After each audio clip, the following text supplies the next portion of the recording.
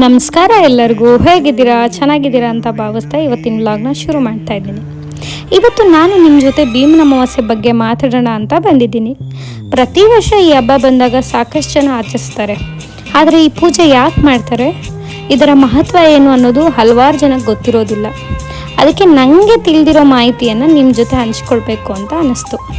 Actually ನಮ್ಮನೆ ಸಂಪ್ರದಾಯ ಅಲ್ಲ, ಆದರೂ ಈ ಆಚರಣೆ ಬಗ್ಗೆ ತಿಳ್ಕೊಂಡ್ಮೇಲೆ ಇದೊಂದು ತುಂಬ ಸುಂದರವಾದ ಸಂಪ್ರದಾಯ ಅಂತ ಅನಿಸ್ತು. ಅದಕ್ಕೆ ಈ ವರ್ಷ ನಾನು ಕೂಡ ಭಕ್ತಿಯಿಂದ ಈ ಪೂಜೆ ಮಾಡಿದೆ. ಭೀಮನ ಅಮಾವಾಸ್ಯೆಯನ್ನು ಮುಖ್ಯವಾಗಿ ಮದುವೆ ಆದ ಮಹಿಳೆಯರು ತಮ್ಮ ಗಂಡನಿಗೆ ಆರೋಗ್ಯ, ಆಯಸ್ಸು, ಸುಖ, ಶಾಂತಿ ಮತ್ತು ಕುಟುಂಬದ ಒಳಿತಿಗಾಗಿ ಆಚರಿಸ್ತಾರೆ. ಈ ದಿನ ದೇವರ ಪೂಜೆ ಮಾಡಿ ಉಪವಾಸ ಇದ್ದು ಗಂಡನಿಗೆ ಪಾದ ಪೂಜೆ ಮಾಡುವ ಸಂಪ್ರದಾಯ ಇದೆ. ಪ್ರತಿಯೊಂದು ಮನೆಯಲ್ಲೂ ಮಾಡುವ ವಿಧಾನ ಸ್ವಲ್ಪ ಬೇರೆ ಬೇರೆ ಇರ್ಬೋದು, ಆದರೆ ಎಲ್ಲರ ಪ್ರಾರ್ಥನೆಯ ಉದ್ದೇಶ ಒಂದೇ: ಕುಟುಂಬ ಸುಖವಾಗಿರಬೇಕು, ಗಂಡ ಹೆಂಡತಿ ಸಂತೋಷವಾಗಿರಬೇಕು ಅಂತ. ಭೀಮನ ಅಮಾವಾಸ್ಯೆ ಎನ್ನುವುದು ಹೆಸರಿನ ಹಿಂದೆಯೇ ಮಹಾಭಾರತದ ಭೀಮನ ಹೆಸರಿನೊಂದಿಗೆ ಸಂಬಂಧಿಸಿದ ನಂಬಿಕೆ ಇದೆ. ಭೀಮನಂತೆಯೇ ತನ್ನ ಗಂಡನು ಆರೋಗ್ಯವಾಗಿರಲಿ, ಧೈರ್ಯಶಾಲಿಯಾಗಿರಲಿ, ಕುಟುಂಬವನ್ನು ಕಾಪಾಡುವಷ್ಟು ಶಕ್ತಿ ಹೊಂದಿರಲಿ ಅಂತ ಆ ದೇವರಲ್ಲಿ ಪ್ರಾರ್ಥಿಸ್ತಾರೆ. ಈ ಕಾರಣದಿಂದಲೇ ಈ ದಿನ ವಿಶೇಷ ಮಹತ್ವ ಇದೆ ಎಂದು ನಂಬಲಾಗುತ್ತದೆ. ನಿಜ ಹೇಳಬೇಕು ಅಂದರೆ ಇಂಥ ಹಬ್ಬಗಳು ಕೇವಲ ಪೂಜೆ ಮಾತ್ರ ಅಲ್ಲ, ಕುಟುಂಬದವರು ಒಂದಾಗಿ ಸಮಯ ಕಳೆಯಲು, ಪ್ರೀತಿ ಮತ್ತು ಗೌರವವನ್ನು ವ್ಯಕ್ತಪಡಿಸಲು ಇರುವ ಸುಂದರ ಸಂದರ್ಭಗಳು. ಈಗ ನನ್ನ ಇವತ್ತಿನ ದಿನ ಹೇಗಿತ್ತು ಅಂತ ಶುರು ಮಾಡ್ತೀನಿ. ಬೆಳಗ್ಗೆ ಬೇಗ ಎದ್ದು ಮನೆ ಕೆಲಸಗಳನ್ನೆಲ್ಲ ಮುಗಿಸಿ, ಪೂಜೆಗೆ ಬೇಕಾದ ಎಲ್ಲ ಸಿದ್ಧತೆ ಮಾಡಿಕೊಂಡು, ಮನೆ ಸ್ವಚ್ಛಗೊಳಿಸಿ, ದೇವ್ರ ಮುಂದೆ ದೀಪ ಹಚ್ಚಿ, ಪೂಜೆಗೆಲ್ಲ ಸಾಮಗ್ರಿಗಳನ್ನ ಸಿದ್ಧಪಡಿಸ್ಕೊಂಡು, ನಂತರ ಭಕ್ತಿಯಿಂದ ದೇವ್ರನ್ನ ಪೂಜೆ ಮಾಡಿ, ನಮ್ಮಿಬ್ಬರು ಆರೋಗ್ಯ, ಸಂತೋಷ, ನೆಮ್ಮದಿ ಮತ್ತು ಒಳ್ಳೆಯದಾಗಲಿ ಅಂತ, ಒಳ್ಳೆ ಜೀವನ ಸಿಕ್ಕಿದೆ ಅಂತ ಪ್ರಾರ್ಥನೆ ಮಾಡ್ತಿದ್ದೆ. ಅದರ ನಂತರ ನನ್ನ ಗಂಡನಿಗೆ ಪಾದ ಪೂಜೆ ಮಾಡಿದೆ. ಇದು ಮದುವೆ ಆದ ಮೇಲೆ ನಮ್ಮದು ಮೊದಲನೇ ಪಾದ ಪೂಜೆ. ಏನೋ ಒಂಥರ ಖುಷಿಯಾಗಿತ್ತು. ನಾನು ಮಾಡ್ತಿರೋ ಮೊದಲನೇ ಭೀಮನ ಅಮಾವಾಸ್ಯೆ ಪೂಜೆ, ಆದ್ದರಿಂದ ಈ ಕ್ಷಣ ನನಗೆ ತುಂಬ ವಿಶೇಷವಾಗಿತ್ತು. ಪೂಜೆ ಮಾಡುವಾಗ ಮನಸ್ಸಿಗೆ ಒಂದು ರೀತಿಯ ಸಂತೋಷ ಮತ್ತು ನೆಮ್ಮದಿ ಸಿಕ್ತು. ಪೂಜೆ ಮುಗಿದ ನಂತರ ನಾವಿಬ್ಬರು ಒಬ್ರಿಗೊಬ್ಬರು ಸ್ವೀಟ್ ತಿನ್ನಿಸಿದ್ವಿ.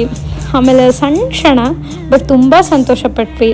ನಂತರ ನನ್ನ ಗಂಡ ನನಗೆ ಪ್ರೀತಿಯಿಂದ ಅರಿಶಿನ, ಕುಂಕುಮ ಮತ್ತು ಒಂದು ಸುಂದರ ಸೀರೆ ಉಡುಗೊರೆ ಕೊಟ್ಟರು. ನಿಜವಾಗಿಯೂ ತುಂಬ ಖುಷಿಯಾಯಿತು. ಉಡುಗೊರೆಗಿಂತ ಅದರ ಹಿಂದೆ ಇರುವ ಪ್ರೀತಿ ನನಗೆ ಹೆಚ್ಚು ಇಷ್ಟ ಆಯಿತು. ನಂತರ ನಾನು ಆ ಸೀರೆ ಇಸ್ಕೊಂಡು ರೆಡಿ ಆಗೋಣ ಅಂತ ಪ್ಲ್ಯಾನ್ ಮಾಡಿದೆ. ಬಟ್ ನಮ್ಮ ಪ್ಲ್ಯಾನು ನನಗೆ ಅದು ಸ್ವಲ್ಪ ಟೈಮ್ ಬೇಕಾಯಿತು. ಸೊ ಅದನ್ನು ಒಂದು ಸ್ಪೆಷಲ್ ಡೇ ಕೊಡೋಣ ಅಂಥೇಳಿ ಹಾಗೆ ಇಟ್ಟಿದ್ದೀನಿ. ಆ ಸ್ಪೆಷಲ್ ಡೇ ಬಂದಾಗ ನಿಮ್ಮ ಮುಂದೆ ಅವತ್ತಿನ ದಿನ ಇದನ್ನು ಶೇರ್ ಮಾಡ್ಕೋತೀನಿ ಏನು ಅಂತ. ಆ ದಿನ ತುಂಬ ಹತ್ತಿರದಲ್ಲೇ ಇದೆ. ಸೊ ಹಾಗಾಗಿ ಆಮೇಲೆ ಆ ದಿನ ತುಂಬ ಖುಷಿಯಾಗಿ ಎಂಜಾಯ್ ಮಾಡಿದ್ವಿ. ನಗ್ತಾ ನಗ್ತಾ ಮಾತಾಡ್ತಾ ಸುಂದರವಾದ ಕ್ಷಣಗಳನ್ನ ಕಳೆದ್ವಿ. ದಿನ ಹೇಗೆ ಕಳೆದೋಯ್ತು ಅನ್ನೋದೇ ಗೊತ್ತಾಗಲಿಲ್ಲ. ಆ ಟೈಮಲ್ಲಿ ನಮ್ಗೆ ಅಷ್ಟು ಚೆನ್ನಾಗಿ, ಅಷ್ಟು ಖುಷಿ ಆಯಿತು ನನಗೆ. ಈ ದಿನ ನನಗೆ ಯಾವಾಗಲೂ ವಿಶೇಷವಾಗಿ ನೆನಪಲ್ಲಿ ಉಳಿಯುತ್ತೆ. ಯಾಕಂದರೆ ಮೊದಲನೇ ಆದಮೇಲೆ ಮದುವೆ ಆದಮೇಲೆ ನಮ್ಮದು ಮೊದಲನೇ ಭೀಮನ ಅಮಾವಾಸ್ಯೆ ಇದು. ಸೊ ಹಾಗಾಗಿ ತುಂಬ ಸ್ಪೆಷಲ್ಲು. ಒಂದು ವಿಶೇಷ ಹೇಳ್ಬೇಕಂದ್ರೆ, ಯಾವುದೇ ಹಬ್ಬವಾಗಿರಲಿ ಅದರಿಂದಿರೋ ನಂಬಿಕೆ ಮತ್ತು ಭಕ್ತಿಯನ್ನು ಗೌರವಿಸೋದು ತುಂಬ ಮುಖ್ಯ. ಯಾರು ಯಾವ ಸಂಪ್ರದಾಯವನ್ನು ಆಚರಿಸ್ತಾರೋ ಅದು ಅವ್ರ ನಂಬಿಕೆ. ನಾವು ಅದನ್ನು ಗೌರವಿಸಿ ಒಳ್ಳೆಯ ವಿಚಾರಗಳನ್ನ ಕಲಿತ್ಕೊಂಡ್ರೆ ಸಾಕು. ನೀವು ಕೂಡ ಈ ಹಬ್ಬನ ಆಚರಿಸ್ತಿದ್ದೀರಾ? ನಿಮಗೆ ಅನುಭವ ಹೇಗಿತ್ತು ಅನ್ನೋದನ್ನ ಕಮೆಂಟ್ ಮೂಲಕ ತಿಳಿಸಿ. ನಿಮ್ಮ ಮನೆಯಲ್ಲಿರುವ ವಿಶೇಷ ಆಚರಣೆಗಳನ್ನು ನನಗೆ ಹೇಳಿ. ಓದಲು ನನಗೂ ತುಂಬ ಖುಷಿ ಆಗುತ್ತೆ. ಇವತ್ತಿನ ವ್ಲಾಗ್ ನಿಮಗೇನಾದರೂ ಇಷ್ಟವಾಗಿದ್ದರೆ ಒಂದು ಲೈಕ್ ಮಾಡಿ, ನಿಮ್ಮ ಕುಟುಂಬಕ್ಕೆ ಮತ್ತು ಸ್ನೇಹಿತರ ಜೊತೆ ಶೇರ್ ಮಾಡಿ. ಇಂತಹ ಇನ್ನಷ್ಟು ವ್ಲಾಗ್ಗಳಿಗಾಗಿ ನನ್ನ ಚಾನೆಲ್ನ ಸಬ್ಸ್ಕ್ರೈಬ್ ಮಾಡಿ. ನೋಡಿದ್ದಕ್ಕೆ ತುಂಬ ಧನ್ಯವಾದಗಳು. ನಿಮ್ಮೆಲ್ಲರಿಗೂ ಮತ್ತೊಮ್ಮೆ ಭೀಮನ ಅಮಾವಾಸ್ಯೆಯ ಹಾರ್ದಿಕ ಶುಭಾಶಯಗಳು. ಮತ್ತು ಮುಂದಿನ ವ್ಲಾಗ್ಗಳಲ್ಲಿ ಭೇಟಿಯಾಗೋಣ. ಆ್ಯಂಡ್ ಈ ವಿಡಿಯೋ ತುಂಬ ಲೇಟಾಗಿ ಬಂತು, sorry. And once again thank you so much for watching. Bye, take care, love you all.